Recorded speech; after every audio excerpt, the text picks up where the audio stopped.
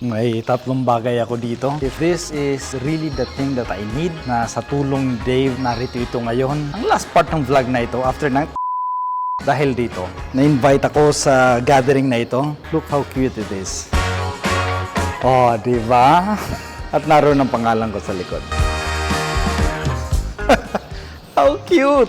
At ang reason para sa vlog na ito, February 4, Nairobi to Istanbul. Ibig sabihin, today is my 8th month na simula nung umalis ako ng Kenya. Tomorrow, 8 months ko na sa Pilipinas. Ang tanong ito, kumusta ang transition ko? Pero bago ang sagot dyan, welcome muna sa vlog na ito.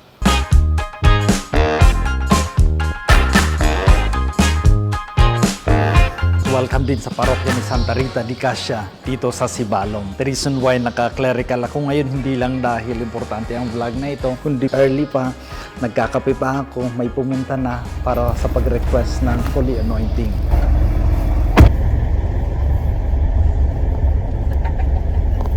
Nag-for-good tayo sa Hong Kong.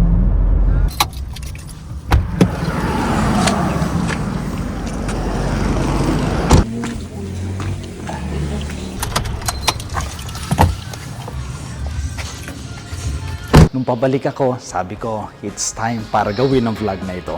Sa grasya ng Panginoon, naging smooth naman ang transition. Pag-uwi ko dito, diretso muna ako sa Bishop's House, nagbakasyon ako, nagpa-Imus, nagpa-Bicol, preparation 1 week before ako bumalik dito. Mission integration ba kasama si Father Boy. Mag-Holy Week sana ako dito sa Sibalom pero nagkasakit ako, COVID at dengue.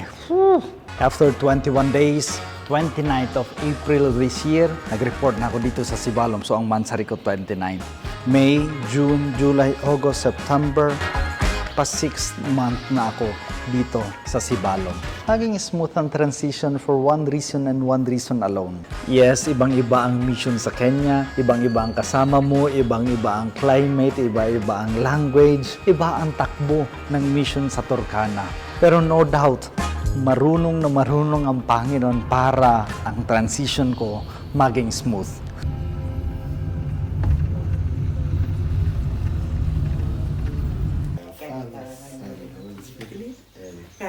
Asante. I agree. Thank you. I will allow that.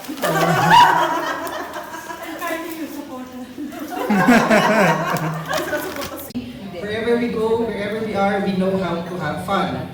So they always say that it's more fun in the Philippines. Ang mission, akala mo gold, pero pagtalikod, silver pala. Gold and silver. Thank you. Smooth, hindi dahil nangyari ang mga gusto ko, kundi nangyari ang plano niya sa buhay ko, pagbalik ko. That is why I would like to take this opportunity, paagi sa vlog na ito, na makapagpasalamat sa Panginoon sa kanyang awa, habag, at pagmamahal. At salamat din sa mga tao na naging instrumento. Wa may kamugatan na kay small lang din. No batching, just for fun.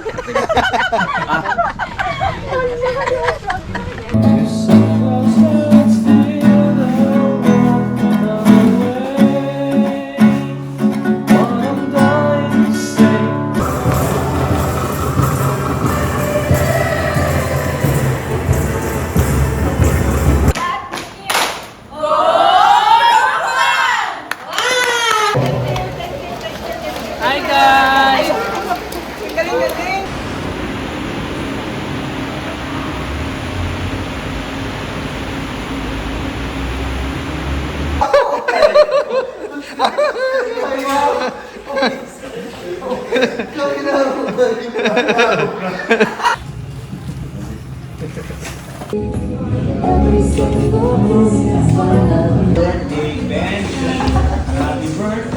Instrumento para maging makahulugan ang 3 years ko sa Kenya at 8 months ko na dito sa Pilipinas. Tomorrow pa pala, pero counted na yon, 8 months na. And last but not least, thank you for subscribing. Thank you for watching this vlog. Salamat sa patuloy na pagsubaybay. Always remember, you are blessed, you are a blessing.